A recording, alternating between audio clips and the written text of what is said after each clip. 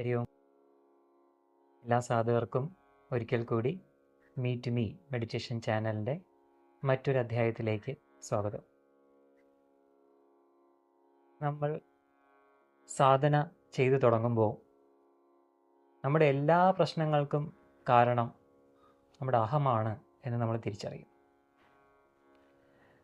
നമ്മുടെ തന്നെ ഉള്ളിലുള്ള ഈ അഹത്തെ തിരിച്ചറിയാതെ കഴിഞ്ഞിരുന്ന കാലങ്ങളെക്കുറിച്ച് ഓർത്ത് നമ്മൾ അത്ഭുതപ്പെടും. കൂടുതൽ ആഴത്തിലേക്ക് നമ്മൾ നമ്മളെ തിരിച്ചറിയാൻ ശ്രമിക്കുമ്പോഴാണ് നമ്മുടെ ഉള്ളിൽ ഒളിഞ്ഞു കിടക്കുന്ന ഈ അഹത്തെ നമുക്ക് തിരിച്ചറിയാൻ സാധിക്കുന്നത്. അഹത്തിനെ തിരിച്ചറിഞ്ഞു അല്ലെങ്കിൽ അഹത്തിനെ കണ്ടു എന്ന് വച്ചിട്ട് അഹം മാറുന്നില്ല. നമ്മുടെ അഹവും ഞാൻ തേടുന്ന ആ സത്യവും ഒന്നാണ്, അല്ലെങ്കിൽ ആ അഹം ഈ സത്യത്തിൻ്റെ ഭാഗമാണ് എന്ന് നമ്മൾ ഈ യാത്രയിൽ തിരിച്ചറിയുകയാണ് ചെയ്യുന്നത്.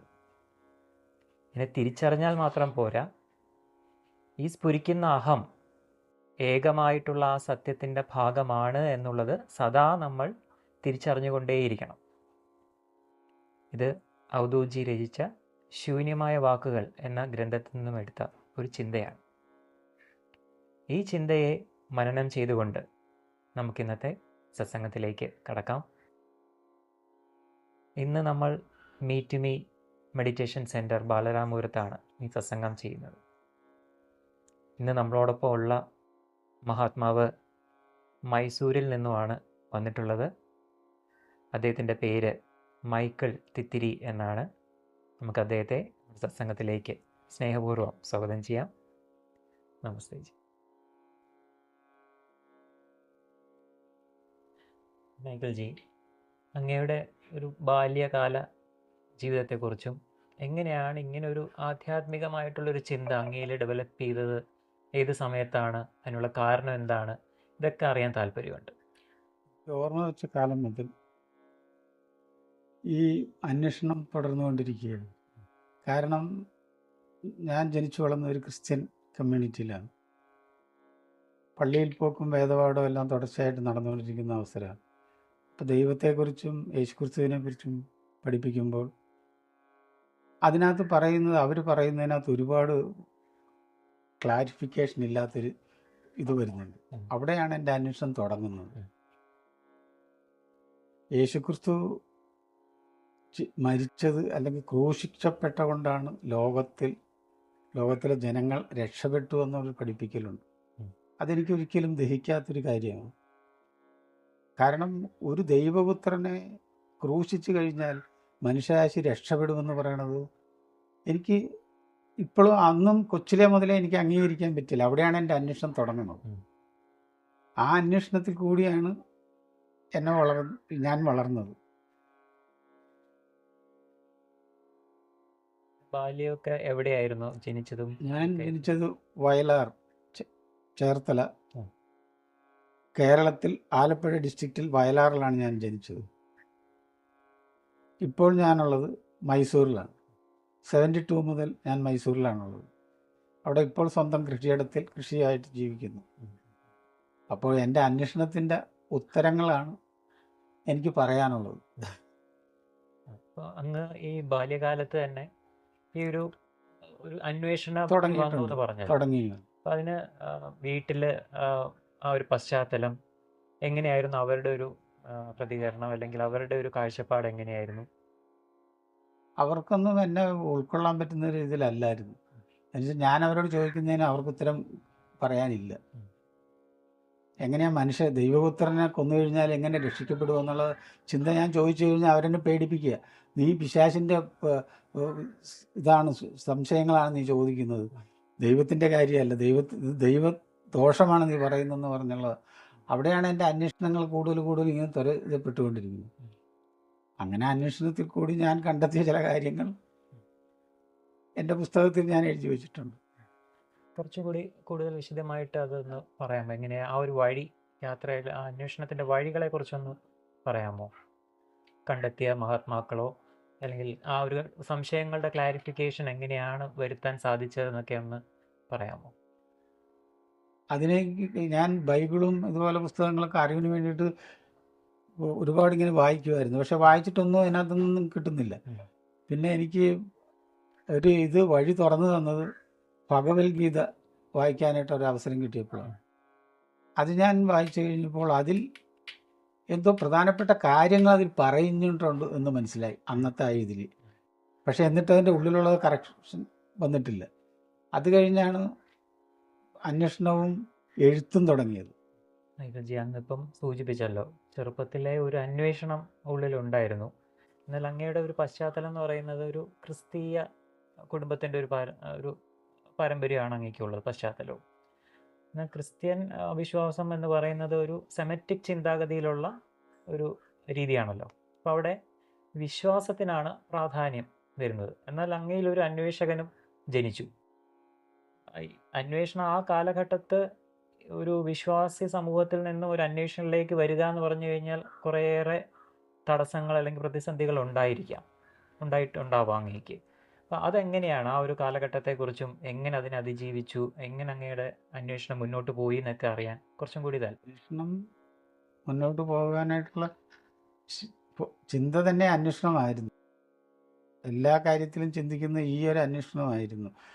ക്രിസ്ത്യൻ വിശ്വാസം എന്ന് പറയുന്നുണ്ട്. വിശ്വാസം എന്നത് ശരിക്കും അറിവില്ലാത്തതിൻ്റെ പ്രൊഡക്റ്റാണ് വിശ്വാസം. അറിവുള്ളവൻ വിശ്വസിക്കേണ്ട കാര്യമില്ല. വിശ്വാസം എന്ന് പറയണത് തന്നെ അവൻ അറിവില്ലെന്ന് അവൻ സമ്മതിക്കുകയും എനിക്കറിവില്ലെന്ന് അത് തുറന്നു പറയുകയില്ല. പക്ഷെ ഞാൻ വിശ്വസിക്കുന്നുണ്ടെന്ന് പറയണം. അതുകൊണ്ട് വലിയ മഹാകാര്യമാണ് അവൻ ചെയ്യുന്നതെന്നാണ് അവൻ്റെ ധാരണ. അവൻ വലിയ ഇതാണ്. വിശ്വാസം എന്ന് പറയുന്നത് ഭയങ്കര ഒരു അതുകൊണ്ട് എല്ലാം തികഞ്ഞെന്നുള്ളതാണ് ആ ഒരു ചിന്ത. പക്ഷെ അതാണ് എനിക്ക് മനസ്സിലാകാത്തത്. എന്തുകൊണ്ട് ഈ വിശ്വാസത്തിൽ അവിടെ നിർത്തിക്കളഞ്ഞു? ഇവരെന്തുകൊണ്ട് എത്തിച്ചേരുന്നില്ല അവിടേക്ക്? അവർക്കവിടെ എന്തുകൊണ്ട് എത്താൻ പറ്റുന്നില്ല? എത്താൻ പറ്റുന്നതേ ഉള്ളൂ, മനുഷ്യന് സാധിക്കുന്നതാണത്. പക്ഷേ അത് പറ്റിയാലെന്ന് പറഞ്ഞ് അവർ മാറ്റി നിർത്തിയിരിക്കുക. എങ്ങനെയായിരുന്നു അങ്ങയുടെ ആ ഒരു അന്വേഷണം തുടർന്നത്? അപ്പം അങ്ങേ ഹെൽപ്പ് ചെയ്യാൻ ആരെങ്കിലും ഉണ്ടായിരുന്നോ, അതോ ആ ഒരു സംശയങ്ങൾക്കൊരു നിവാരണം വേണമല്ലോ, അതെങ്ങനെ സാധിച്ചിരുന്നു അങ്ങേക്ക്? അതിന് സഹായത്തിന് ആരുമില്ലായിരുന്നു. എനിക്ക് ഈ വിഷയത്തിൽ സഹായം ഞാൻ മാത്രമേ ഉണ്ടായിരുന്നു. പലരോടുമൊക്കെ സംശയം ചോദിക്കും. അവർ പറയുന്നതൊക്കെ ചില കാര്യങ്ങളൊക്കെ കുറേയൊക്കെ കാര്യങ്ങൾ മനസ്സിലാകും. പിന്നെ ഈ ബുക്കിലേക്ക് വന്നു കഴിഞ്ഞപ്പോൾ, ഈ പുസ്തകം ഭഗവത്ഗീതയും ഉപനിഷത്തുകളിലേക്ക് വന്നു കഴിഞ്ഞപ്പോഴാണ് ശരിക്കും അതിൽ ഒരുപാട് കാര്യങ്ങൾ മനുഷ്യനെ അറിയാനുള്ളതുണ്ട് അതിൽ എന്ന് മനസ്സിലായത്. അങ്ങനെയാണ് അതിനെപ്പറ്റിയുള്ള അന്വേഷണം തുടങ്ങിയതും. ആ അന്വേഷണം എന്തൊക്കെ ഉപനിഷത്തുകൾ വായിക്കാൻ തുടങ്ങിയപ്പോൾ ഞാൻ ചിന്തിച്ചുകൊണ്ടിരിക്കുന്ന കാര്യങ്ങൾ അതിനകത്തുണ്ടെന്നുള്ളത് മനസ്സിലായി. അപ്പോൾ എൻ്റെ അന്വേഷണത്തിൻ്റെ ഉത്തരങ്ങൾ അതിനകത്ത് കാണുന്നുണ്ട്. അങ്ങനെ ഒരു ഇതിലേക്കാണ് ഈ അന്വേഷണം എത്തിച്ചേർന്നുകൊണ്ടിരിക്കുന്നത് ഇപ്പോൾ. ഞാൻ ആദ്യമായിട്ട് എഴുതിയ പുസ്തകം ക്രിസ്തുവും ഭഗവത്ഗീതയും കലിയുഗ മനുഷ്യരും എന്നുള്ളതാണ്. അത് ഒരുമാതിരി ഒരു ഇടത് ചിന്തയും ആ ഒരു യുക്തിവാദവും ഈ നിരീശ്വര അങ്ങനത്തെ ഒരു ലെവലിലുള്ളതായിരുന്നു അന്നത്തെ ആ ചിന്തയും ആ എഴുത്തും. അത് യുക്തിവാദികൾ നിരീശ്വരവാദികളൊക്കെ വളരെ സന്തോഷത്തോടുകൂടി സ്വീകരിച്ച്. അത് കഴിഞ്ഞ് ഞാൻ രണ്ടാമത്തെ പുസ്തകം എഴുതിയത് ശാസ്ത്രയുഗത്തിലെ വേദാന്ത പഠനം എന്നാണ് ആ പുസ്തകത്തിൻ്റെ പേര്.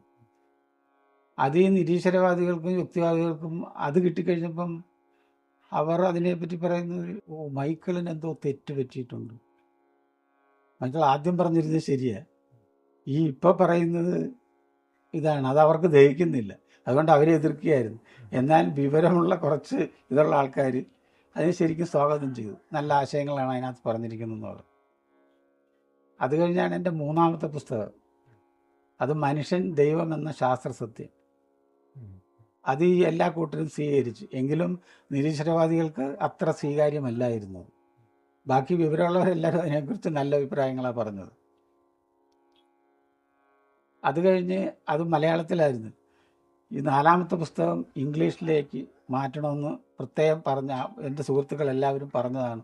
ഞാൻ ഉടനെ അത് ഇംഗ്ലീഷിലേക്ക് മാറ്റാൻ കാര്യം എന്ന് വെച്ചാൽ, ഈ വിഷയം, ഈ വേദാന്തം എന്നുള്ളത് കേരളത്തിലുള്ളവർക്കോ പൊതുവെ ഇന്ത്യയിലുള്ളവർക്ക് തന്നെയാണെങ്കിലും വേണ്ട, ഇവിടെ ജനിച്ചതാണ് വേദാന്തം. പക്ഷേ ആർക്കും അങ്ങനെ താല്പര്യമില്ലാത്ത വിഷയമാണ്. അതുകൊണ്ട് ഈ സുഹൃത്തുക്കൾ ഇത് വായിച്ചവർ പറഞ്ഞത് ഉടനെ ഇംഗ്ലീഷിലേക്ക് പ്രസിദ്ധീകരിക്കുക. അപ്പം വായനക്കാരുണ്ടാകും. അങ്ങനത്തെ ആശയങ്ങളാണ് ഇതിനകത്ത്. ഇൻ്റർനാഷണൽ സബ്ജക്റ്റാണ് ഇതിനകത്തുള്ളത്. ആ സബ്ജക്റ്റ് ലോകം മുഴുവൻ അറിയണം. അതുകൊണ്ട് ആ രീതിയിൽ നമ്മൾ എന്തെങ്കിലും ചെയ്യണം എന്ന് പറഞ്ഞാൽ അവരാണ് ഇതിനെ പ്രോത്സാഹിപ്പിച്ച് ആ രീതിയിലേക്ക് കൊണ്ടുവന്നത്. ആധ്യാത്മിക ഗ്രന്ഥങ്ങളിലേക്ക് അങ്ങ് എത്തിയല്ലോ, ഭഗവത്ഗീതയും ഉപനിഷത്തും ഒക്കെ. അപ്പം എന്നാൽ അങ്ങ് ആ ഒരു വിശ്വാസി സമൂഹത്തിൻ്റെ ആ ഒരു പിൻബലവുമാണ് അങ്ങേക്കുള്ളത്, ആ ഒരു ക്രിസ്ത്യൻ ബാക്ക്ഗ്രൗണ്ടാണ്. അപ്പം ഇങ്ങനെ ഒക്കെയുള്ള ഗ്രന്ഥങ്ങളുണ്ട്, ഇതിൽ നോക്കിയാൽ എൻ്റെ സംശയങ്ങൾക്കുള്ള ഉത്തരങ്ങൾ കിട്ടും. ഇതെല്ലാം എങ്ങനെയാണ് അറിയാൻ സാധിച്ചത്? എൻ്റെ ആദ്യത്തെ ഒരു പുസ്തകം കഴിഞ്ഞപ്പോൾ ആ പുസ്തകം വായിച്ച ഒരു വ്യക്തി, ഹരിദാസ് വളമംഗലം, അങ്ങേരാണ് ഉപനിഷത്തിൻ്റെ കാര്യം എന്നോട് പറഞ്ഞു. ഇങ്ങനെ ഉപനിഷത്തുകളിലാണ് അങ്ങേര് പറഞ്ഞാണ് ഞാൻ തൈത്തിരി ഉപനിഷത്താണ് ഞാൻ ആദ്യമായിട്ട് ഉപനിഷത്ത് പഠിക്കുന്നത്. അതിൽ തന്നെ എനിക്ക് വളരെ കാര്യങ്ങൾ മനസ്സിലായി. കാര്യം വെച്ചാൽ ശബ്ദത്തിൻ്റെ സ്വാധീനം എങ്ങനെ മനുഷ്യന് ദൈവത്തിലേക്ക് അടുപ്പിക്കും എന്നതിനകത്ത് വ്യക്തമായിട്ട് പറയുന്നുണ്ട്. പക്ഷെ പറയുന്നത് എങ്ങനെയാണെന്ന് വെച്ചാൽ ഉപനിഷദമായാണ് പറയുന്നത്. എന്ന് പറഞ്ഞാൽ അടുത്ത് താഴെ ഇരിക്കുന്നവരല്ല, അറിവിൽ താഴെയുള്ളവരെ അറിവിലേക്ക് ഉയർത്തുന്ന വിദ്യയാണ് ഉപനിഷത്ത്. അല്ലാതെ അടുത്ത് താഴെ ഇരിക്കുന്നവർക്ക് പറഞ്ഞു കൊടുക്കേണ്ട വിദ്യയല്ല. അറിവിൽ അടുത്ത് താഴെയുള്ളവർക്ക് പറഞ്ഞു കൊടുക്കേണ്ട, ഉപദേശിച്ചു കൊടുക്കേണ്ട വിദ്യയാണ് ഉപനിഷത്ത്. അങ്ങയുടെ പേര് തന്നെ മൈക്കിൾ തിത്തിരി എന്നാണ്. അപ്പം ആ ഒരു വാക്കുണ്ടല്ലോ, അത് എങ്ങനെയാണ് അങ്ങേക്ക് ലഭിച്ചത്? തൈത്തിരി ഉപനിഷത്താണ് എനിക്ക് ആദ്യമായിട്ട് വായിക്കാൻ കിട്ടിയ ഉപനിഷത്ത്. അത് വായിച്ചപ്പോൾ എനിക്ക് വളരെ കാര്യങ്ങൾ അതിനകത്തുണ്ടെന്ന് മനസ്സിലായി. കാരണം അതിൽ ശബ്ദങ്ങൾ എങ്ങനെ മനുഷ്യനെ ആത്മീയതയിലേക്ക് നയിക്കുമെന്ന് വ്യക്തമായിട്ട് അതിനകത്ത് പറയുന്നുണ്ട്. അത് പറയുന്നത് ഉപനിഷദമായാണ്. അതായത് അറിവിൽ അടുത്ത് താഴെയുള്ളവർക്ക് മനസ്സിലാക്കാൻ പറ്റുന്ന തരത്തിലാണ് അത് പറഞ്ഞിരിക്കുന്നത്. അതായത് ശിഷ്യർക്ക് പറഞ്ഞു കൊടുക്കുന്ന രീതിയിലാണ് അത്. അതിനകത്ത് ആ പുസ്തകത്തെപ്പറ്റി, ആ തൈത്തരി ഉപനിഷത്തിൻ്റെ ഇന്നർ വിഷനെ പറ്റി പറയാമോ? അതായത് ശിഷ്യന്മാർക്ക് അതിലെ ഒരു കഥാസാരമുണ്ടല്ലോ, വൈശമ്പായന മഹർഷിക്ക് അദ്ദേഹത്തിൻ്റെ ഒരു ബ്രഹ്മഹത്യാ പാപത്തിൻ്റെ പരിഹാരം കാണുവാനായിട്ട് ശിഷ്യന്മാർ അതിന് വേണ്ടിയിട്ട് എന്താ ചെയ്യണമെന്ന് ഗുരു ആവശ്യപ്പെട്ടു. അപ്പോൾ ശിഷ്യനായ യാജ്ഞവൽക്കൻ പറഞ്ഞ്, ആരും വേണ്ട, ഞാനെല്ലാം ഗുരുവിന് വേണ്ടിയിട്ടെല്ലാം ഞാൻ കർമ്മങ്ങൾ ചെയ്തോളാം എന്ന് പറഞ്ഞു. അപ്പോൾ അത്ര അഹങ്കാരത്തോടു കൂടിയാണ് പറയുന്നതെന്ന് ഗുരു ധരിച്ചുകൊണ്ട്, നീ ഈ ആശ്രമം വിട്ടു പോവുക, നീ പഠിച്ചതെല്ലാം അവിടെ ഛർദ്ദിച്ചിട്ട് പോകണം എന്നാണ് ഗുരു പറയുന്നത്. അതിൽ തന്നെ ആ കഥയിൽ പറയുന്നത്, ആ പഠിച്ചത് ഛർദ്ദിച്ചിട്ട് പോകുന്നത്, ആ ഛർദിൽ ഈ ശിഷ്യന്മാർ 27 ശിഷ്യന്മാരുണ്ടായിരുന്നവർ തിത്തിരി പക്ഷികളായി വന്ന് കൊത്തി തിന്ന് അങ്ങനെ അറിവ് നേടിയെന്നാണ് പറയുന്നത്. അതിൻ്റെ സാരം യഥാർത്ഥത്തിൽ ഈ ചൊല്ലിക്കൊടുക്കുക എന്നുള്ളതാണ് അവിടെ ചെയ്യണത്, യാജ്ഞവൽക്കൻ ചെയ്യുന്നത്. അത് ഛർദിലായിട്ടാണ് അവിടെ പറയുന്നത്. പക്ഷേ യഥാർത്ഥത്തിൽ എന്നതാണ് അവിടെ ചെയ്യുന്നത്? ചൊല്ലിക്കൊടുക്കുന്നു. അവർ തിന്നുക എന്ന് പറഞ്ഞാൽ അവരതിനെ ഉൾക്കൊള്ളുകയാണ്. ശബ്ദത്തിൽ കേട്ടുകൊണ്ട് ഇന്ദ്രിയങ്ങളിൽ കൂടി അവർ ഉൾക്കൊള്ളുകയാണ് ചെയ്യുന്നത്. ആ ഉൾക്കൊള്ളുന്നതിൻ്റെ ആശയം എന്ന് പറഞ്ഞാൽ ആ ശബ്ദതരംഗം അല്ലെങ്കിൽ ശബ്ദ സ്വാധീനം മനുഷ്യനെ എങ്ങനെ ആധ്യാത്മികതയിലേക്ക് അല്ലെങ്കിൽ ഗുരുവിലേക്ക്, അവൻ്റെ ഉള്ളിലുള്ള ഗുരുവിലേക്ക് എങ്ങനെ എത്തിച്ചേരാൻ പറ്റുമെന്നുള്ളത് അതിനകത്തുണ്ടെന്നാണ് എനിക്ക് അപ്പം മനസ്സിലായത്. അതിൽ നിന്നാണ് ഈ ഉപനിഷത്തുകളിലേക്കുള്ള അന്വേഷണം കുറച്ചുകൂടെ ദൃഢമായിട്ട് മുമ്പോട്ട് പോകുവാൻ കാരണം.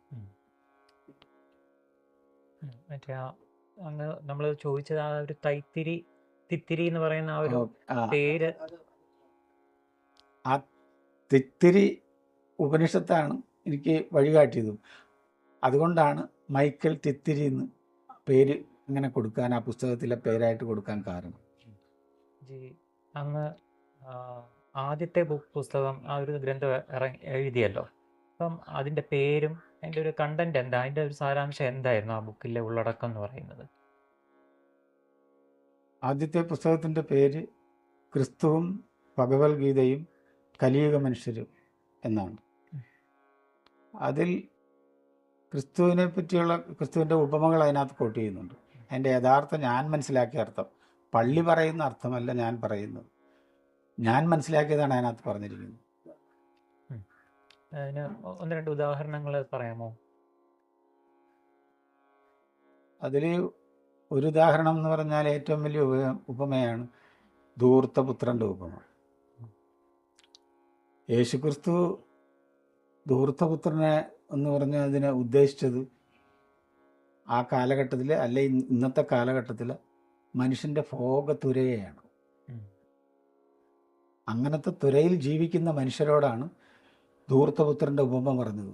അവരോട് നേരിട്ട് നിങ്ങളെല്ലാം ധൂർത്തന്മാരാണ്, നിങ്ങൾ ധൂർത്തമായ ജീവിതമാണ് നയിക്കുന്നതെന്ന് പറഞ്ഞു കഴിഞ്ഞാൽ അവരപ്പം തന്നെ ഓടിച്ചിട്ട് തല്ലും.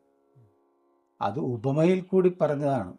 അങ്ങനെ ഒരു പുത്രൻ്റെ ഉപമയിൽ കൂടി ആ സംസ്കാരത്തെ, അല്ലെങ്കിൽ ആ ഇന്നത്തെ കലിയുഗ സംസ്കാരത്തെ പറ്റി, ധൂർത്ത സംസ്കാരമാണെന്ന ഭോഗത്തുരയിലുള്ള ഭോഗത്തിലേക്ക് അടിമയായ സംസ്കാരത്തിൻ്റെ കാര്യത്തെപ്പറ്റിയാണ് യേശുക്രിസ്തു പറഞ്ഞിരിക്കുന്നതെന്ന് എനിക്ക് മനസ്സിലാക്കാൻ സാധിച്ചത് ഞാൻ പുസ്തകത്തിൽ എഴുതിയിട്ടുണ്ട്. അത് യേശുക്രിസ്തു അതിൽ എന്താണ് സൂചിപ്പിച്ചതെന്നുകൂടി ഒന്ന് വ്യക്തമാക്കി പറയാമോ?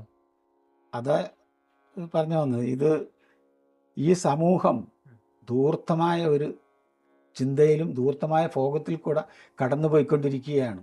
അതിൽ നിന്ന് തിരിച്ചു വരണം എന്നതാണ് യേശുക്രിസ്തു ആ ഉപമയിൽ കൂടി ജനങ്ങളോട് പറഞ്ഞത്. ഉപമയിൽ കൂടിയാണ് പറഞ്ഞത്, ജനങ്ങളോട് നേരിട്ട് പറഞ്ഞിട്ടില്ല. നേരിട്ട് നിങ്ങളെല്ലാം ധൂർത്തന്മാരാണ്, ഇങ്ങനത്തെ ഭോഗതുരയും കൊണ്ട് നടക്കരുതെന്ന് പറഞ്ഞിട്ടില്ല. നിങ്ങൾ ഇതിൽ നിന്ന് മാറണമെന്ന് ഡയറക്റ്റ് അവരോട് പറയുകയല്ല. അങ്ങനെ ഒരു ധൂർത്തപുത്രൻ്റെ ഉപമയിൽ കൂടി അങ്ങനത്തെ ഒരു ആശയം അവതരിപ്പിക്കുകയാണ് ചെയ്തത്. അതിന്നും സഭയ്ക്കോ പള്ളിക്കാർക്കോ അതിന്നും മനസ്സിലായിട്ടില്ല.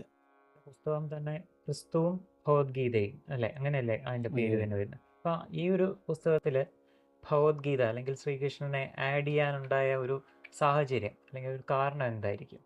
ഭഗവത്ഗീത ആ പുസ്തകത്തിൽ ആഡ് ചെയ്യാനുള്ള കാരണം, അന്നേരം ആ സമയങ്ങളിൽ ഞാൻ ഭഗവത്ഗീത പഠിച്ചുകൊണ്ടിരിക്കുകയായിരുന്നു എന്താണെന്ന് മനസ്സിലാക്കാനായിട്ട്. അതിലെ കൃഷ്ണൻ ഉപദേശിക്കുന്ന ഉപദേശം എന്ന് പറഞ്ഞുകൊണ്ടാണ് പറയുന്നത്. യഥാർത്ഥത്തിൽ അത് ഒരു യുദ്ധമുഖത്തൊക്കെ ആണ്, അതുകൊണ്ട് യുദ്ധത്തിനെ പ്രോത്സാഹിപ്പിക്കുകയാണ് എന്നൊക്കെയാണ് ഇന്നും ജനങ്ങൾ ധരിച്ചു വച്ചിരിക്കുന്നത്. യഥാർത്ഥത്തിൽ എന്താണ് മനുഷ്യൻ്റെ സയൻസ്, അവൻ എന്താണെന്നുള്ളത് ആ പല ഉപമകളിലും പല ഇതിൽ കൂടെ പല രീതിയിൽ പറഞ്ഞ് മനസ്സിലാക്കുന്നതാണ് ഭഗവത്ഗീത എന്നാണ് ഞാൻ മനസ്സിലാക്കിയത്. അപ്പോൾ അതുകൊണ്ടാണ് ഭഗവത്ഗീതയിലേക്ക് അങ്ങനെ കടന്നത്. അവിടുന്ന് തുടങ്ങിയതാണ് ഭഗവത്ഗീത. അത് കഴിഞ്ഞാണ് ശാസ്ത്രയുഗത്തിലെ വേദാന്ത പഠനത്തിലേക്ക് വന്നത്. അങ്ങനെ കുറച്ച് ക്ലാരിറ്റിയിൽ കൂടിയാണ് അങ്ങനെ വന്നാണ് അങ്ങനെയാണ് പോയിക്കൊണ്ട് തുടർന്നു വന്നത്. ഈ ഒരു ഗ്രന്ഥം ശരിക്കും ഏത് തരത്തിലുള്ള പ്രേക്ഷകരായിരിക്കാം അല്ലെങ്കിൽ വായനക്കാരാണ് കൂടുതൽ ഇതിനെ സ്വീകരിച്ചത് എന്ന് നമുക്ക് അറിയാൻ താല്പര്യമുണ്ട്. എന്നാൽ അതെന്തുകൊണ്ടായിരിക്കാം അങ്ങനെ സ്വീകരിക്കാനുള്ള കാരണവും? ആ പുസ്തകത്തിൽ ശരിക്കും ആ യുക്തിചിന്തയും അങ്ങനെയുള്ള ആ ഒരു വീക്ഷണം അതിനകത്തുണ്ട്. അതിലുള്ളത് കൊണ്ടാണ് അവർക്ക് ഇഷ്ടപ്പെട്ടത് എന്ന് ആ ഒരു ആർക്കാണ് അത് കൂടുതലും? യുക്തിവാദികളും നിരീശ്വരവാദികളും ഉള്ളവർക്ക് വളരെ ഇഷ്ടപ്പെട്ടു. അവർ വളരെ കാര്യമായിട്ടത് സ്വീകരിച്ചു. കാരണം അതിലുള്ള ആശയങ്ങൾ ആ രീതിയിലുള്ളതായിരുന്നു. എന്നാൽ ദൈവമില്ലെന്ന് അങ്ങനത്തെ ഒരു അതിലേക്ക് പോകുന്നില്ല. നമ്മൾ യേശുക്രിസ്തുവിനെ പറ്റി പറയുന്നുണ്ട്, യേശുക്രിസ്തുവിൻ്റെ ഉപമ പറയുന്നുണ്ട്. അപ്പം നമ്മൾ ദൈവത്തിനെ അവിടെ പിടിച്ചില്ലെന്നോ ഉണ്ടെന്നോ ഉണ്ടാക്കുന്നില്ല. അതവിടെ ഒരു ഇതാണ്. യേശുക്രിസ്തു പറഞ്ഞത് എന്താണെന്ന് ഞാൻ മനസ്സിലാക്കി അതിനകത്ത് പറയുന്നിട്ടുണ്ട്. അതേപോലെ ഭഗവത്ഗീതയിലും എന്താണ് പറഞ്ഞതെന്ന് കുറച്ച് തുടക്കമാണത് പറഞ്ഞിട്ടേ ഉള്ളതിനകത്ത്. രണ്ടാമത്തെ പുസ്തകത്തിൽ കുറച്ചുകൂടെ കൂടുതലുണ്ട്. രണ്ടാമത്തെ പുസ്തകം ഏതാണ്? അതിൻ്റെ ആ ഒരു സാരാംശം അല്ലെങ്കിൽ അതിൻ്റെ ഉള്ളടക്കം, അതിനെക്കുറിച്ചൊക്കെ അറിയാൻ താല്പര്യം. രണ്ടാമത്തെ പുസ്തകത്തിൻ്റെ പേര് ശാസ്ത്രയുഗത്തിലെ വേദാന്ത പഠനം. അത് ഇന്നത്തെ ശാസ്ത്രയുഗത്തിൽ വേദാന്തം എന്താണ് പറയുന്നതെന്ന് ജനങ്ങൾക്ക് എങ്ങനെ മനസ്സിലാക്കാൻ സാധിക്കുമെന്നുള്ള ഒരു ചെറിയ ഒരു അറ്റംപ്റ്റ്, ഒരു ചെറിയൊരു തുടക്കമാണ് അതിനകത്ത് ഉള്ളത്. അതാണ് അതിനകത്ത് പറഞ്ഞിരിക്കുന്നത്. അതിൽ കുറച്ചും കൂടി വിശദമായിട്ട് അതിൻ്റെ ഒരു കണ്ടന്റ് എന്താണ് സാധാരണ മനസ്സിലാക്കാൻ വേണ്ടിയിട്ട് പറയാമോ? അതിൻ്റെ കണ്ടന്റ് എന്ന് പ്രത്യേകിച്ച് പറയാനായിട്ട് അത് എന്താണെന്ന് ഇങ്ങനെയൊന്നും പറയാനായിട്ടൊന്നും അതിനകത്തില്ല. എന്നാൽ എന്തൊക്കെ അതിനകത്തുണ്ടെന്ന് വായിച്ചവർ പറയുന്നുമുണ്ട്. എനിക്ക് ആ പുസ്തകത്തിലാണ് ഞാനിതിന് ഈ ഉപനിഷത്ത് എന്നാൽ എന്തെന്ന് അതിനകത്ത് പറയുന്നുണ്ട്. ഉപ നി സത്ത് 3 വാക്കുകളാണല്ലോ, 3 ശബ്ദങ്ങളാണല്ലോ. ഉപ എന്ന് പറഞ്ഞാൽ അടുത്ത്, നീ എന്ന് പറഞ്ഞാൽ താഴെ, സത് എന്ന് പറഞ്ഞാൽ 3 അർത്ഥങ്ങളുണ്ട് അതിന്. സത് വിശരണം, നശിപ്പിക്കൽ; ഗതി പോകുക, നയിക്കുക; അവസാദനം എത്തിച്ചേരുക, ഇരിക്കുക. ഈ അർത്ഥങ്ങളൊക്കെ അതിലുള്ളത്. ഇപ്പോൾ ഉപ എന്ന് പറഞ്ഞാൽ അടുത്ത്, അടുത്തെന്ന് പറഞ്ഞാൽ അടുത്തിരിക്കുന്നതല്ല, അറിവിൽ അടുത്ത്. എന്നാൽ താഴെയാണ്, അറിവിൽ താഴെയാണ് ശിഷ്യൻ. അറിവിൽ അടുത്താണ് എങ്കിലും ഗുരുവിനോട് ആയിട്ടില്ല, താഴെയാണ് അറിവിൽ. ആ താഴ്ചയെ നശിപ്പിക്കണം, നശിപ്പിച്ച് നയിച്ച് അവിടെ എത്തിച്ചേർക്കുക എന്നുള്ളതാണ് ആ 3ാമത്തെ വാക്കിൻ്റെ 3 അർത്ഥങ്ങൾ. അപ്പോൾ ഉപനിഷത്ത് എന്നാൽ അറിവിൽ അടുത്ത് താഴെയുള്ളവരെ അറിവിലേക്ക് ഉയർത്തി ഗുരുവിൻ്റെ അടുത്ത് എത്തിച്ചേരുവാനുള്ള വിദ്യയാണ് ഉപനിഷത്ത്. അത് ആ പുസ്തകത്തിലുള്ള കൊടുത്തിട്ടുള്ളതാണ്. ഈ ശാസ്ത്രയുഗത്തിലെ വേദാന്തം വേദാന്തം അല്ലേ? അതെ. അപ്പം ശാസ്ത്രം ഈ കാലഘട്ടത്തും ശാസ്ത്രത്തിനും പ്രസക്തിയുണ്ട്, അതോടൊപ്പം വേദാന്തവും ഇതിനോടൊപ്പം കൊണ്ടുപോകാനുള്ളതെന്നാണോ അതിലുള്ള ഒരു അങ്ങ് പറയാൻ ഉദ്ദേശിക്കുന്നത്? ഇങ്ങനെയുള്ള ഇത് ഇപ്പം ഞാൻ ഈ പറഞ്ഞല്ലോ, ഉപനിഷത്തിൻ്റെ അർത്ഥം പറഞ്ഞല്ലോ, ആ. അത് ശാസ്ത്രത്തിന് ഇന്നും പിടികിട്ടാത്തൊരു അർത്ഥമാണ് എന്നത് വായിച്ചവരാ പറഞ്ഞത്. ഇത് ശങ്കരാചാര്യരെ പറഞ്ഞിരിക്കുന്നത് വിദ്യ അജ്ഞാനത്തെ നശിപ്പിച്ച് വിദ്യയിലേക്ക് അജ്ഞാനത്തെ നശിപ്പിച്ച് കളയുക എന്നുള്ളതാണ് ഉപനിഷത്തിൻ്റെ ഇതെന്നാണ് പറഞ്ഞത്. ഉപനിഷത്ത് നശിപ്പിച്ച് കളയേണ്ടത് എന്തിനാണ്? അറിവില്ലായ്മയുടെ താഴ്ചയാണ് നശിപ്പിച്ച് കളയേണ്ടത്. ആ താഴ്ചയെ നശിപ്പിച്ചു കഴിഞ്ഞാൽ അവൻ ഉയരത്തിലേക്ക് വരും. അറിവില്ലായ്മയുടെ താഴ്ച അതിനെ നശിപ്പിച്ചു കഴിഞ്ഞാൽ ഉയരത്തിലേക്ക് വരണമല്ലോ. അറിവിൽ അത് തന്നെത്താനെ വന്നോളുമല്ലോ. അങ്ങനെ കൊണ്ടുവരുന്ന ഒരു വിദ്യയാണ്, അങ്ങനെ ഒരു പഠനമാണ് ഉപനിഷത്ത് എന്നാണ് ഞാൻ മനസ്സിലാക്കിയത്. അങ്ങ് ആദ്യത്തെ പുസ്തകം എഴുതി, 2ാമത്തെ പുസ്തകത്തിലേക്ക് വന്നപ്പം ശാസ്ത്രയുഗത്തിലെ വേദാന്തം. അപ്പം ഈ ഒരു വേദാന്തവും ഉപനിഷത്തും ഭഗവത്ഗീതയും ഇതെല്ലാം അങ്ങ് ഒരു അന്വേഷണത്തിൻ്റെ ഭാഗമായിട്ട് പഠിച്ചു വരികയാണ്. അപ്പം അങ്ങക്ക് ചെറുപ്പത്തിൽ ഒരു സങ്കല്പം ഉണ്ടായിരുന്നുണ്ടോ ഈ ഒരു ഈശ്വരനെ കുറിച്ച്? അല്ലെങ്കിൽ ആ ഒരു ക്രിസ്ത്യൻ ബാക്ക്ഗ്രൗണ്ടിലായപ്പോഴത്തെ അതിൽ നിന്നായിരുന്നല്ലോ തുടക്കം. അപ്പോഴൊരു സങ്കല്പം ഉണ്ടായിരുന്നു. എന്നാൽ കൂടുതൽ അന്വേഷണത്തിലേക്ക് മുന്നോട്ട് വന്നപ്പോൾ പിന്നീട് അങ്ങേക്കുണ്ടായ ആ ഒരു ഈശ്വര സങ്കല്പത്തെക്കുറിച്ചുള്ള കാഴ്ചപ്പാട് എങ്ങനെയായിരുന്നു? അവിടേക്ക് വരുമ്പോഴാണ് ഋഷികൾ പറഞ്ഞിട്ടുള്ള സച്ചിദാനന്ദ് എന്ന ഒരു വാക്കിലേക്ക് വന്നത്.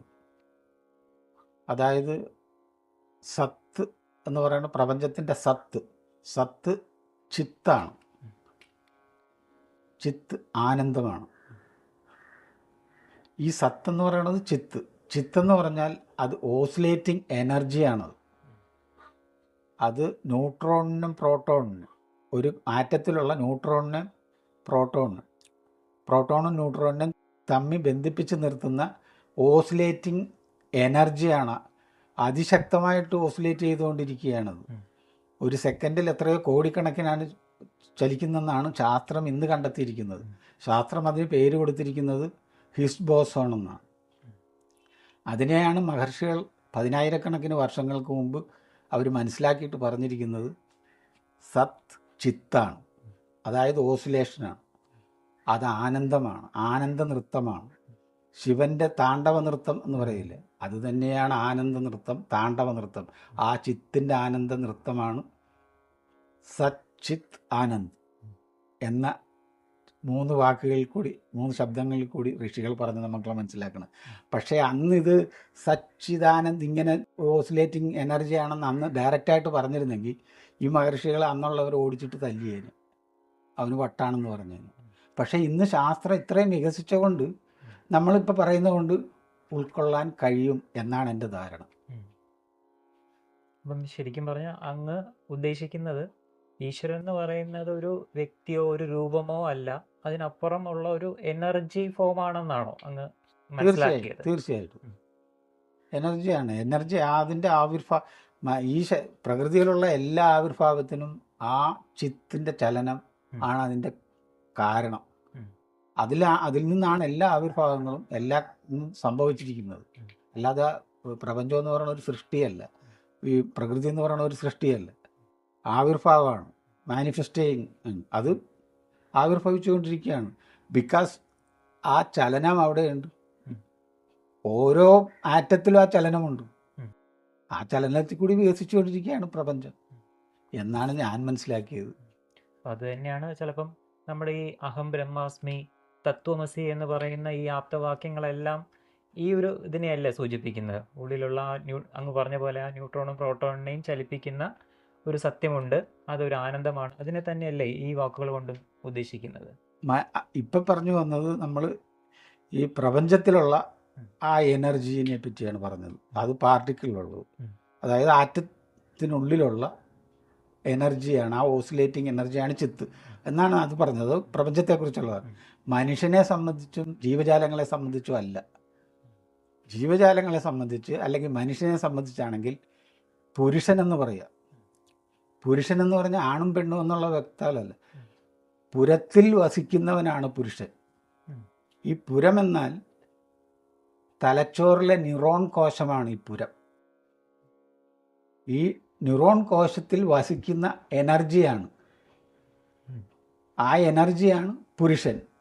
ആ പുരുഷൻ പുറത്തേക്ക് പ്രവഹിക്കുന്നത് കൊണ്ടാണ് നമ്മൾ വർത്തമാനം പറയുന്നതും ചലിക്കുന്നതും പ്രവൃത്തി ചെയ്യുന്നതും.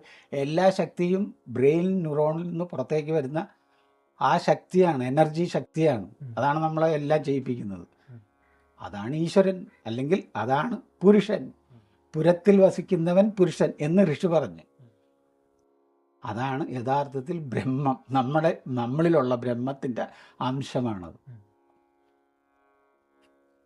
ഓൾറെഡി ഒരു 3 ബുക്ക് ഇറക്കി കഴിഞ്ഞു.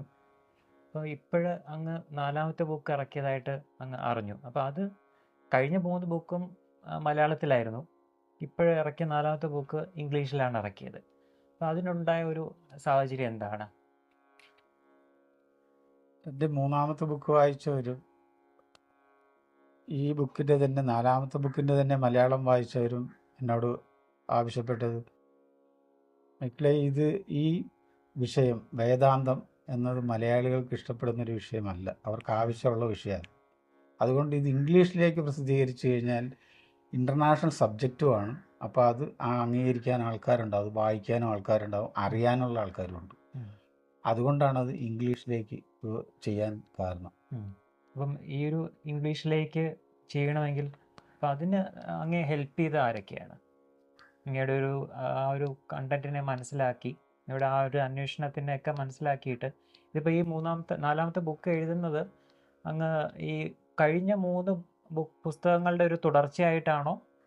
ആ ഒരു രീതി കൂടെ എങ്ങനെയാണ് ഈ ഒരു 4ാമത്തെ പുസ്തകത്തിലേക്ക് എത്താനുള്ള കാരണവും ആരാണ് അങ്ങേ ഹെൽപ്പ് ചെയ്തത് എന്നൊക്കെ ഒന്ന് അറിഞ്ഞാൽ കൊള്ളായിരുന്നു. 4ാമത്തെ പുസ്തകത്തിലേക്ക് വന്നത് തന്നെ ഈ പുസ്തകം 3 പുസ്തകങ്ങളുടെ കണ്ടന്റും അതേപോലെ തന്നെ വളരെ എക്സ്ട്രാ ആയിട്ട് വേറെ കൂടുതലും ചേർത്താണ് 4ാമത്തെ പുസ്തകം വന്നത്. അതിനെ ഇംഗ്ലീഷിലേക്ക് പ്രസിദ്ധീകരിക്കാനായിട്ട് ആവശ്യപ്പെട്ടത് പലരും അത് എൻ്റെ 3ാമത്തെ പുസ്തകം വായിച്ചവരെല്ലാം പറഞ്ഞത്, വിവരമുള്ളവർ, സാധാരണ ആൾക്കാർ പലരും പറഞ്ഞു ഇതൊക്കെ എന്തോ സൂക്കേടാണ്, വട്ടാണെന്നൊക്കെ അങ്ങനെ പറഞ്ഞവരും ഉണ്ട്. പക്ഷെ വായിച്ച് കാര്യങ്ങൾ മനസ്സിലാക്കിയവർ പറഞ്ഞത് ഇത് ഇംഗ്ലീഷിലേക്ക് പ്രസിദ്ധീകരിക്കേണ്ടതാണ് ആവശ്യം. ഇപ്പോൾ ഈ കേരളത്തിലുള്ളവർ വായിക്കുന്നതിൽ കൂടുതൽ ഈ വേദാന്തത്തെ പറ്റി അറിയാനായിട്ട് ഇംഗ്ലീഷുകാർ താല്പര്യമുണ്ട്. അതുകൊണ്ടാണ് അതിനെ ഇംഗ്ലീഷിലേക്ക് അങ്ങനെ വിവർത്തനം ചെയ്ത് കൊണ്ടുവരാൻ സാധിച്ചത്. അതിന് എന്നെ ഏറ്റവും കൂടുതൽ സഹായിച്ചതെന്ന് പറഞ്ഞാൽ എൻ്റെ ഈ 3ാമത്തെ ബുക്ക് വായിച്ച ഒരു സുഹൃത്താണ്, കോട്ടയംകാർ. അദ്ദേഹം റിട്ടയർഡ് DYSP ആണ്. അദ്ദേഹം അത് വായിച്ചിട്ടാണ് ഇത് ഉടനെ നമുക്ക് ഇംഗ്ലീഷിലേക്ക് ആക്കിയിട്ട് പ്രസിദ്ധീകരിക്കണമെന്ന് പറഞ്ഞാൽ അങ്ങേരാണ് അതിൻ്റെ ട്രാൻസ്ലേഷൻ ആൾക്കാരെ എല്ലാം ഇടപാടി എല്ലാം ചെയ്തത് അങ്ങേരാണ്. അതിന് വേണ്ടിയിട്ടുള്ള കാര്യങ്ങൾ ചെയ്തു. ബൈജു എബ്രാഹിം എന്നാണ് അദ്ദേഹത്തിൻ്റെ പേര്. അങ്ങയുടെ 4ാമത്തെ പുസ്തകം ഇംഗ്ലീഷിലുള്ള ഗോഡ് ദാറ്റ് യു ആർ എന്ന് പറഞ്ഞ പുസ്തകം ഉണ്ടല്ലോ, അതിൽ അങ്ങ് ഗണപതിയെക്കുറിച്ച് പരാമർശിച്ചിട്ടുണ്ട്. അപ്പം എന്താണ് അതിൽ അതിനെക്കുറിച്ച് കൂടുതൽ അറിയാൻ താല്പര്യമുണ്ട്.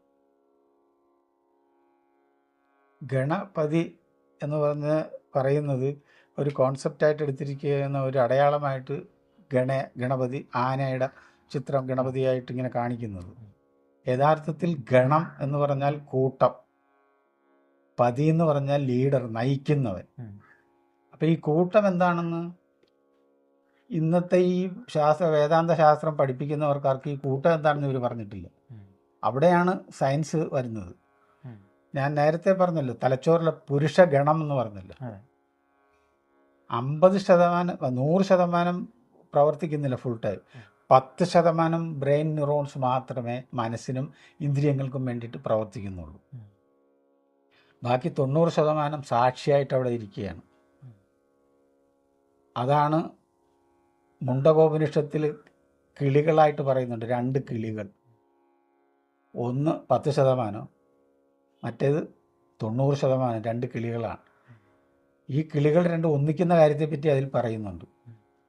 ആ ഒന്നിക്കുന്നതാണ് അദ്വൈതം. രണ്ടായിട്ടിരിക്കുമ്പോൾ ദ്വൈതമാണത്. അത് നമ്മുടെ കാഴ്ചപ്പാടല്ല. It is not philosophy.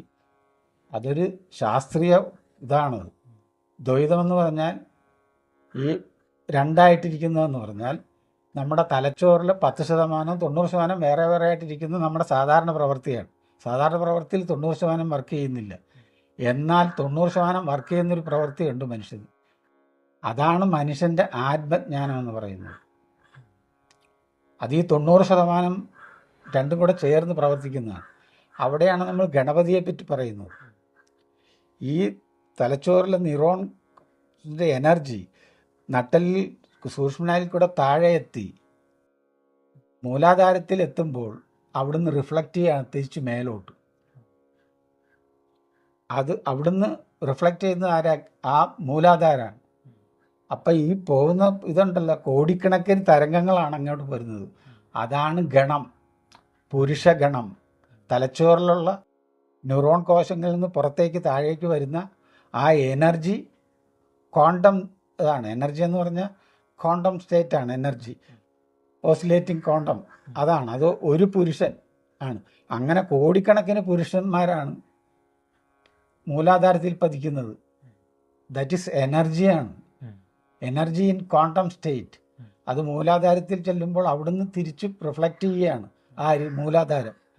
അങ്ങനെ റിഫ്ലക്റ്റ് ചെയ്തിട്ട് മേലോട്ട് പല ചക്രങ്ങളിലേക്ക് കയറി കയറി ഓരോ പ്രവൃത്തി നടക്കും. ആത്മനെ ലീഡ് ചെയ്യുന്നത് ആരാണ്? മൂലാധാരമാണ്. അതാണ് ഗണപതി. അതുകൊണ്ടാണ് മൂലാധാരത്തെ ഗണപതി എന്ന് പറയാൻ കാരണം എന്നാണ് ഞാൻ മനസ്സിലാക്കിയത്. ഈ ഗണപതി മിത്താണെന്ന് കുറച്ച് നാൾ മുന്നേ ഇവിടെ ഒരു വലിയൊരു ചർച്ചാ വിഷയം ഉണ്ടായിരുന്നു. അപ്പോൾ അതിനുള്ളൊരു ഉത്തരം തന്നെ ആയിരിക്കുമല്ലേ ഈ ഒരു ഗ്രന്ഥത്തിലുള്ളത്? തീർച്ചയായിട്ടും അതിനുള്ളൊരു ഉത്തരം തന്നെയാണ്. കാരണം ഈ വേദാന്തത്തിലും ഉപനിഷത്തുകളിലുള്ളതെല്ലാം ശാസ്ത്രീയമായ സത്യങ്ങളാണ്. അത് പറഞ്ഞിരിക്കുന്നത് ഉപനിഷദമായാണ്. എന്ന് പറഞ്ഞാൽ അടുത്ത് താഴെ അറിവിൽ അടുത്ത് താഴെയുള്ളവർക്ക് ഗ്രഹിക്കാൻ പറ്റുന്ന തരത്തിലാണ് എഴുതിയിരിക്കുന്നത്. അതുകൊണ്ട് ഈ ഗണപതിനെ അങ്ങനെയാണ് പറഞ്ഞിരിക്കുന്നത്. ഗണം കൂട്ടമാണ്, അതിൻ്റെ പതി മൂലാധാരമാണ്. അതുകൊണ്ടാണ് മൂലാധാരത്തെ ഗണപതി എന്ന് പറയുന്നത്. അപ്പം ആ മിത്തിൻ്റെ ഇത് എനിക്ക് മാറിക്കിട്ടി, മറ്റുള്ളവർക്ക് മാറിയെന്ന് എനിക്കറിയാമല്ലോ. ഇപ്പം അങ്ങ് ഈ ഗണപതി എന്ന് പറയുന്ന ആ ഒരു സങ്കല്പത്തിൻ്റെ അല്ലെങ്കിൽ ആ ഒരു ആശയത്തിൻ്റെ ഒരു ശാസ്ത്രീയ വശമാണ് അങ്ങിപ്പം ഈ പുസ്തകത്തിലൂടെ സമൂഹത്തിലേക്ക് എത്തിച്ചത്. അതുപോലെ തന്നെ പല പല സാങ്കല്പികമായിട്ട് നമ്മൾ ധരിച്ചിരുന്ന പലതിൻ്റെയും ശാസ്ത്രീയത അങ്ങയുടെ ഈ ഗ്രന്ഥത്തിലുണ്ടല്ലോ അല്ലേ? അതെ, അതിൽ ഒന്ന് പറയാം. ആറ്റം ബോംബ് എന്നത് കാളകൂട വിഷമെന്ന് ആയിരക്കണക്കിന് വർഷങ്ങൾക്ക് മുമ്പേ മഹർഷികൾ കണ്ടെത്തിയതാണ്. അതെന്തുകൊണ്ടാണ് അങ്ങനെ പറയാൻ കാരണമെന്ന് വെച്ചാൽ, നമ്മൾ നേരത്തെ പറഞ്ഞല്ലോ ചിത്ത് എന്താണെന്ന്. ചിത്ത് ഹൈ ഫ്രീക്വൻസിയുള്ള ഓസിലേറ്റിംഗ് എനർജിയാണ്. ആ ചിത്ത് അതിനെ അവിടെ ന്യൂട്രലായിട്ട് അതിനെ പിടിച്ചു നിർത്തിയിരിക്കുന്നത് ആരാ? ഈ ന്യൂട്രോണും പ്രോട്ടോണും കൂടെ. അവിടെ എന്താണ് ശാസ്ത്രജ്ഞന്മാർ ചെയ്തത്? അത് ഹൈ എനർജിയാണ് അതിനകത്തുള്ളത്. അതിനെ ശാസ്ത്രജ്ഞന്മാർ അതിനകത്ത് പ്രോട്ടോൺ ന്യൂട്രോൺ കൂടെയാണ് ന്യൂട്രലായിട്ടിരിക്കുന്നത്. അതിനെ ന്യൂട്രോണിൽ ആറ്റത്തിലെ ന്യൂട്രോണിനെ അവിടുന്ന് തെറിപ്പിച്ച് കളയുകയാണ് ചെയ്യുന്നത്. ന്യൂട്രോണിനെ തെറിപ്പിച്ച് കളഞ്ഞാൽ ആ എനർജി എക്സ്പ്ലോഡ് ആകും. ആ എനർജിയുടെ എക്സ്പ്ലോഷനാണ് ആറ്റം ബോംബ്. ഇതല്ലെന്ന് പറയാൻ പറ്റുമോ? ശാസ്ത്രന്മാർ അതല്ലേ ചെയ്തത്. അപ്പം ആ എനർജിയാണ് കാളകൂട വിഷം ആയിട്ട് മാറിയത്. അത് സത്താണ്, ചിത്താണ്. ആ ചിത്തിനെയാണ് അവർ പുറത്തോട്ടടിച്ചത്. അതിനെ ന്യൂട്രലാക്കി വെച്ചിരുന്ന ഒരു ഘടകത്തെ മാറ്റി. അപ്പോൾ അത് പുറത്തോട്ട് പ്രവഹിക്കുകയാണ് ചെയ്തത്. ആ പ്രവാഹമാണ് എക്സ്പ്ലോഷൻ, ആറ്റം ബോംബിൻ്റെ സ്ഫോടനം. അതല്ലെന്ന് ശാസ്ത്രജ്ഞന്മാർ അത് തന്നെയല്ലേ ചെയ്തത്. അപ്പോൾ അതാണ് അതിനകത്തുള്ള വേറൊരു സയൻസിൻ്റെ കാര്യം പറഞ്ഞത്. കാളകൂട വിഷം എന്ന് പറയണത് ആറ്റം ബോംബാണെന്ന്. ചിത്തിനെയാണ് അവർ എക്സ്പ്ലോഡ് ചെയ്തത്. അതിനെ ന്യൂട്രോൺ എന്ന് പറഞ്ഞ പാർവതി ശിവൻ്റെ പെടലേക്ക് പിടിച്ച് അവിടെ നിർത്തിയിരിക്കുകയാണ്. ആ ന്യൂട്രോണിനെ ശാസ്ത്രജ്ഞന്മാർ എടുത്തപ്പോൾ അത് എക്സ്പ്ലോഷനായി ലോകം നശിപ്പിക്കേണ്ട ആയുധമായിട്ട് മാറിയില്ലേ. അത് തന്നെയാണ് അവർ പറഞ്ഞത് എന്നാണ് ഞാൻ മനസ്സിലാക്കിയത്. എന്തായാലും അവസാനം എത്തി നിൽക്കുന്ന ഈ 4ാമത്തെ ഗ്രന്ഥത്തിലാണ്. അപ്പം ഇതിനു മുന്നേയും പലതരത്തിലുള്ള അഭിപ്രായങ്ങൾ അങ്ങയുടെ ഈ 3 ബുക്ക് ഇറങ്ങിയപ്പോഴും ഉണ്ടായിട്ടുണ്ട്. അപ്പോൾ ഈ 4ാമത്തെ പുസ്തകം ഇറങ്ങുമ്പോഴത്തേക്ക് നിരീശ്വരവാദികൾ അങ്ങയെക്കുറിച്ച് എന്ത് അഭിപ്രായമായിരിക്കും പറയുന്നത്? അവർക്ക് ഉത്തരം ഒന്നും ചോദിക്കാനും പറയാനും ഇല്ല. കാര്യം വെച്ചാൽ അതിനകത്ത് പറഞ്ഞിട്ടുണ്ടല്ലോ എന്താണ് ഇവരുടെ നിരീശ്വരവാദമെന്നും, അല്ലെങ്കിൽ ഈശ്വരൻ എന്താണെന്നും, ഈ എനർജി എന്താണെന്നും, ആ എനർജിയുടെ ശക്തിയാണ് ഇതെല്ലാം ഒന്നും പറഞ്ഞിട്ടുണ്ട്. അപ്പോൾ പിന്നെ നിരീശ്വരവാദികൾ എന്നാ പറയാൻ? അവരെന്നതാണ് പിന്നെ ചിന്തിക്കാൻ പോണതിന്? അവരതിനെപ്പറ്റി എന്താണ് പറയാൻ പോണത്? കണക്ക് കൂട്ടുന്നത് അവരുടെ ഈ അന്വേഷണത്തിലേക്ക്, കണക്കുകൂട്ടലേക്ക് അവർ വന്നിട്ടില്ലെന്നുള്ളതാണ്. അവർ ശാസ്ത്രമാണ് ശരിയെന്നും പറഞ്ഞിട്ട് പിടിച്ച് നിൽക്കുകയാണ്, ബലം പിടിച്ച്. ശാസ്ത്രം പറഞ്ഞാലേ എല്ലാം ശരിയാവുള്ളൂ എന്ന് പറയണം. ശാസ്ത്രമൊന്നും പറയേണ്ട കാര്യമില്ല, ശാസ്ത്രം പഠിക്കേണ്ട കാര്യമില്ല. അവനെന്താണെന്ന് അവനൊന്ന് മനസ്സിലാക്കിയാൽ മതി. മനുഷ്യൻ എന്താണ്, അവൻ്റെ ജീവിതം എന്താണ്, അവൻ്റെ പ്രവർത്തനം എങ്ങനെയാണെന്ന് അവന് തിരിച്ചറിയാൻ പറ്റിയിട്ടുണ്ടെങ്കിൽ അവിടെ നിരീശ്വരവാദത്തിൻ്റെ ആവശ്യമില്ല, ഈശ്വരവാദത്തിൻ്റെ, ഈശ്വരവിശ്വാസത്തിൻ്റെ ആവശ്യമില്ല. കാര്യം വെച്ചാൽ അറിവ് അവിടെ അറിഞ്ഞു കഴിഞ്ഞല്ലോ. പിന്നെന്തിനാ വിശ്വാസം? അപ്പോൾ ആ വിശ്വാസം ഇല്ലാതെയാകും, അറിവിലേക്ക് നയിക്കും ഈ പുസ്തകം എന്നാണ് എൻ്റെ ധാരണ. നിരീശ്വരവാദികളെയും. ഭാരതം അന്വേഷകരുടെ നാടാണെന്നാണ് അറിയപ്പെടുന്നത്. നമ്മുടെ ഋഷിമാരെല്ലാം അന്വേഷണത്തിലൂടെയാണ് ഈ ഓരോ സത്യങ്ങളെ നമ്മുടെ സമൂഹത്തിലേക്ക് കഥാരൂപത്തിലും ഈ തത്വങ്ങളെ ഒളിഞ്ഞിരിക്കുന്ന രീതിയിലുള്ള ഓരോ സങ്കല്പങ്ങളിലൂടെയും എത്തിച്ചത്. അപ്പം ശരിക്കും ഭാരതീയ ഒരു ഗ്രന്ഥങ്ങളെല്ലാം ഒരു ശാസ്ത്ര ഗ്രന്ഥങ്ങൾ തന്നെയല്ലേ? തീർച്ചയായിട്ടും. അത്രയും ശാസ്ത്രീയമായ, ഇന്നും മനുഷ്യന് കണ്ടെത്താൻ കഴിയാത്ത ശാസ്ത്രീയ സത്യങ്ങൾ പറഞ്ഞിട്ടുള്ള ഒരു എഴുത്തും ലോകത്തിലില്ലെന്നാണ് എൻ്റെ വിശ്വാസം. ഉപനിഷത്തും ഈ ഭഗവത്ഗീതയിലും ഉള്ള ശാസ്ത്രീയ സത്യങ്ങൾ അത്ര കൃത്യമായിട്ട് പറഞ്ഞിട്ടുള്ള ഒരു പുസ്തകവും ഇന്ന് ലോകത്തിലില്ലെന്നാണ് എനിക്ക് മനസ്സിലാക്കാൻ സാധിച്ചിട്ടുള്ളത്. അങ്ങയുടെ ഈ 4ാമത്തെ ഗ്രന്ഥം നമ്മൾ കണ്ടപ്പോൾ തന്നെ നല്ലൊരു കവർ പേജും അതിൻ്റെ ഒരു ഡിസൈനെല്ലാം നല്ല ക്യാച്ചിങ് ആയിട്ട് ഉള്ളൊരു ഡിസൈനായിട്ട് തോന്നി. നമ്മൾ സാധുക്കാർക്ക് വേണ്ടിയിട്ട് ആ ഗ്രന്ഥത്തെ ഒന്ന് പരിചയപ്പെടുത്താമോ? ഇതാണ് എൻ്റെ 4ാമത്തെ പുസ്തകം, ഗോഡ് ദാറ്റ് യു ആർ, തത്വമസി. അതിൻ്റെ ശാസ്ത്രീയ വശമാണ് ഈ പുസ്തകത്തിൽ എഴുതിയിരിക്കുന്നത്.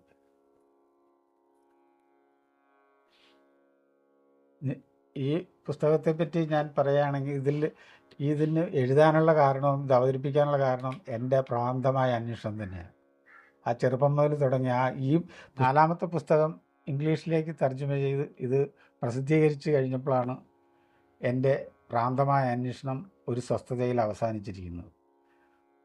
കാരണം എൻ്റെ ഉള്ളിൽ തിങ്ങി നിന്നിരുന്ന ആ ചിന്തകളും അറിവെന്ന് ഞാൻ പറയുന്നതല്ല, ആ ശാസ്ത്രീയമായ കാഴ്ചപ്പാട് ഈ ഉപനിഷത്തുകളിലുള്ളത്, അത് എനിക്ക് മറ്റുള്ളവരോട് പറഞ്ഞു കൊടുക്കാൻ സാധിച്ചല്ലോ എന്നുള്ള ഒരു സമാധാനവും സന്തോഷമാണ് എനിക്കുള്ളത്.